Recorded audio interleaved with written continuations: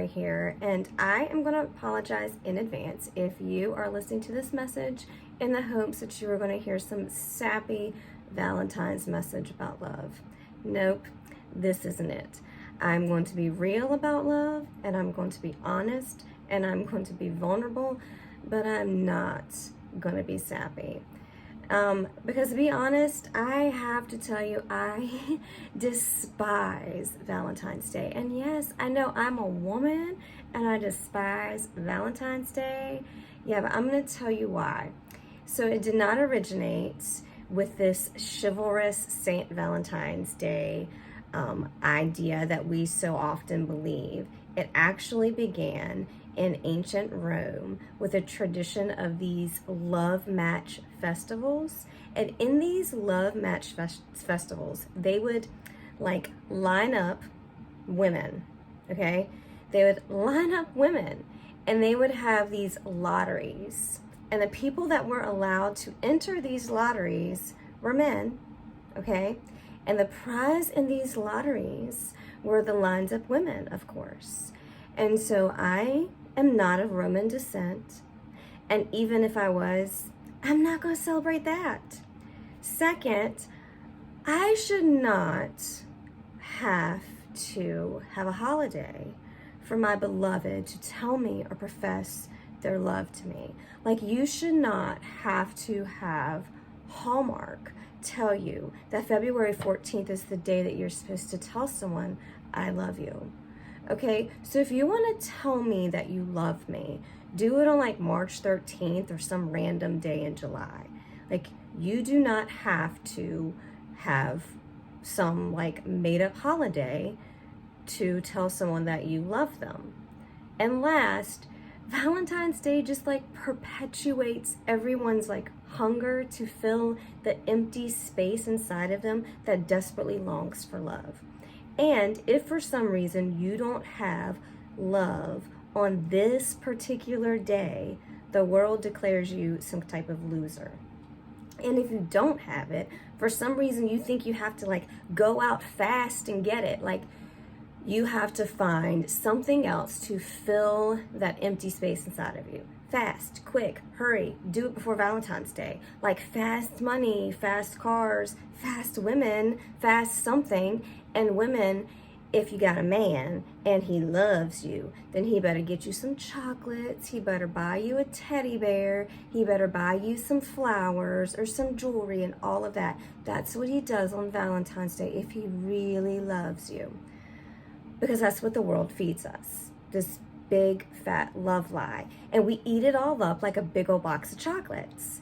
And while someone out there is making a killing off this love lie that we are all buying into, once we buy it all up on Valentine's Day, we still feel unloved and unlovable.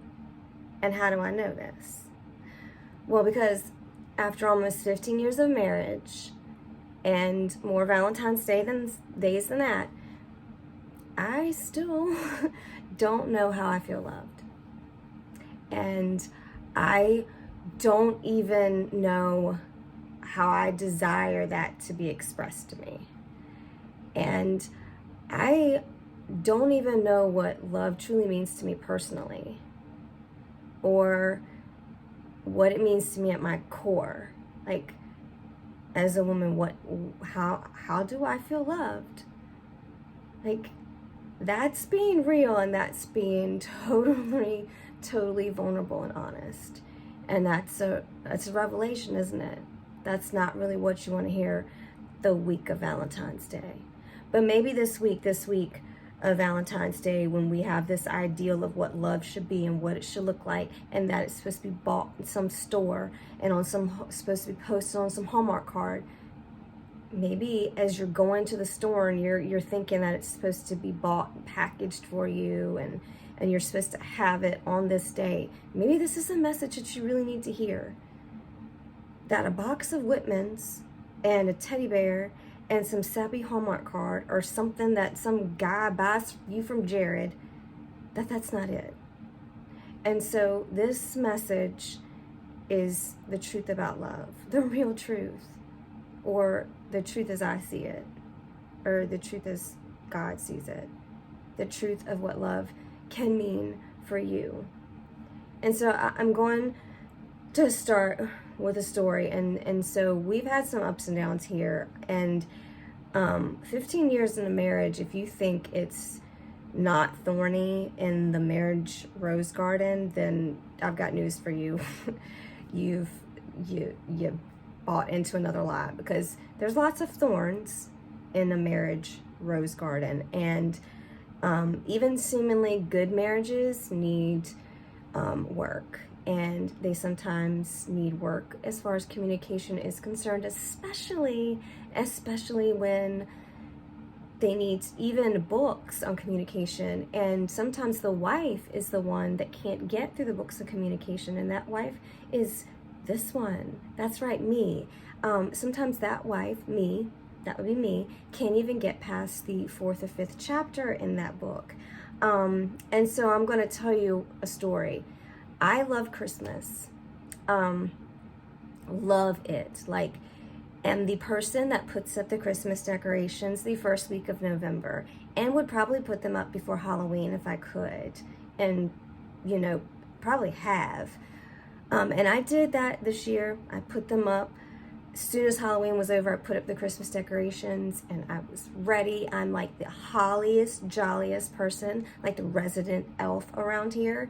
I'm so holly jolly. People probably want to smack the holly jolly out of me most years, but by December 1st, I was over it. I had none left. I was ready to snatch every Christmas decoration out of this place and everywhere else I could find, because I had nothing, no joy left inside of me, nothing.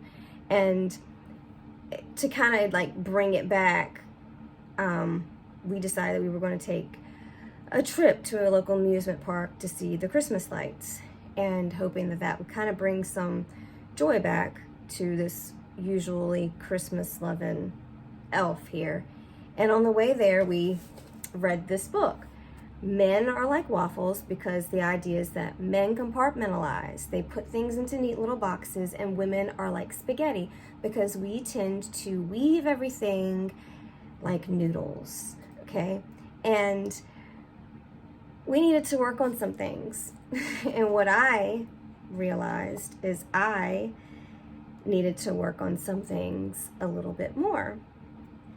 And so one of the things that we read as we were driving to this amusement park was this assignment that we had to work on. And the title of the assignment was to make a list and check it twice. And the assignment went something like this. You had to make a list of 10 things that make you feel more loved. It could be anything. And sometimes the obvious things are like, say I love you. But it needed to be 10 free things that make you feel more loved. I couldn't do it. I could not think of 10 things. And so what did I do?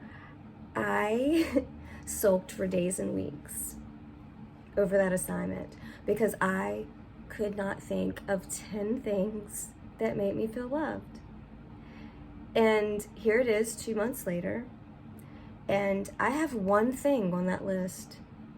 One thing. 1 out of 10. 1 out of 10 things that makes me feel loved. Now, it's not anything written by Hallmark. It's not a teddy bear. It's not a box of chocolates. It's not anything that can be bought from the store. The biggest deal to me is that it's only one thing. And here I am. I'm a wife, and I'm a mom, and I'm a pastor, and I'm a lover of God and Jesus, and I can't list 10 things that make me feel and know that I'm loved. Like, really? Why is that? And so I've reflected on that for like weeks and months, and this is what I've discovered, like through prayer and some like tear-soaked conversations with God. And I even had a conversation with this dear lady at the church where I pastor. And just the other day, she randomly called me. She needed a good Samaritan, but she randomly called me to check on me, and she was asking me how I was. And I just told her I just felt sad because I just didn't feel loved, and I didn't see a lot of love around me. And she said this to me, but you're such a lover and such a giver. You have so much love to give. And yeah, she's right. I love God and I love people. And I had done this well, loved God, loved people. And I'm so glad she saw that. And I do believe that if she saw that, others did as well. I do believe that I had nurtured and I had guided and ministered, and I had listened to God and prayed, and I had helped and fed and clothed, and I had picked up the fallen and sat with the broken and loved the least of these as commanded. And there were times when I was also sometimes reckless with this whole loving others thing. And I see good sometimes when I don't know if it's even there. And I run after the lost sheep when it gets me in trouble, and I wonder if I even should. And I love love, and it's sometimes exhausting. So I should know how to receive it, right? Like, I should know how to feel it, and I should see it.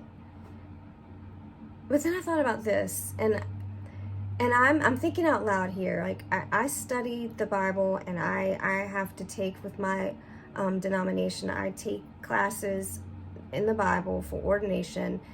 But I'm not a Bible scholar. I'm observing and I'm learning along with you, and I have questions too. But as I read in the Old Testament, there's a lot of relationships between man and woman, and then there's a lot of friendships, and there's a lot of relationships between just people in general. And many of those relationships are in just complete chaos. I mean, there are some that are really good, but a lot of them are just in complete wreck and chaos. And they just don't do relationships really well in the Old Testament. And then you move to the New Testament, and there's some focus. The focus seems to shift, and there's not a lot of couples. Like, you have Mary and Joseph, and you have, like, you have John the Baptist or John the Baptist's parents, but there may be a few others sprinkled in there somewhere, but the relationship dynamic shifts, and there's not this relationship between people and the chaos between people, but the focus of the relationship is on the focus of people, between people and God and Jesus. And it all boils down to what Jesus says in Matthew chapter 22, verses 37 through 39, when he says, "You must love the Lord your God with all your heart, all your soul, and all your mind. This is the first and greatest commandment. A second is equally important. Love your neighbor as yourself." And so I got all that, like, love God and love people. Like, I was loving God and I was loving my neighbor, but I think I forgot a person in there somewhere. Myself. Somewhere along the way, I forgot that this love that God's talking about, it applied to me. And so, what do I do about that list that I'm supposed to be writing and checking twice? I can't complete it. And why is that? Like, I need to get back to what I've been missing, the truth about love, like what God says that it means for me too. And so I know also what the word says, that when you go on a fast, you're not supposed to tell everybody, that you're supposed to keep it quiet. But I don't think that I should keep this quiet, because sometimes when you give a message, it may be important to someone else. And so it maybe inspires someone else to want to do the same and want to change. And maybe there's someone out there that's seeking love outside themselves and outside of God, and they're seeking it in approval from other people, and approval from likes and followers and selfies and fast things and people, and they're seeking it from everything that the world says that they need, and everything that the world says is right and true, and anything that will fill them up with the love that they think that they're going to find out there, that they're only going to find from their first love, which is God. And so I'm turning off all media, all social media. I've already turned off one, and I don't regret it at all. I don't think I'll ever go back. But I'm turning off all social media. I'm not going to announce when, and I'm not going to announce when I'm going to come back. I don't know when I will. I will decide when it's right for me, and I'm going to focus on the one who loved me first, so I can know what it feels like to love myself as he loves me. And I'm not going to feel bad about it. I'm going to focus on love in its pure and simple form, the love of God, and how he accepts me, for me, not as the world accepts me, how he accepts all of me, how he loves me and molds me and makes me, and then I'll go out and love others, all of others, and accept them as God accepts them and loves them. I'm not going to need flowers, chocolate to do that. I'm not going to need teddy bears. And my prayers at some point, I won't even need a list. I'll just know it. I'll just know the pure and simple love that God has and has given to me. And that's my prayer for you, is that you won't need a list. That you won't need a list of things that you think will fill you up. That you'll just know, and you'll know because you'll know the love of God. I pray that you seek his face and that you seek his love, and you don't seek it from all that other stuff that the world says you need to fill you up, because it's not going to be found in a store. It's not going to be found in a jewelry case. It's not going to be found on the internet. It's only going to be found in him. And I pray that that is what you seek this Valentine's Day and beyond, that you seek your first love, the love of God.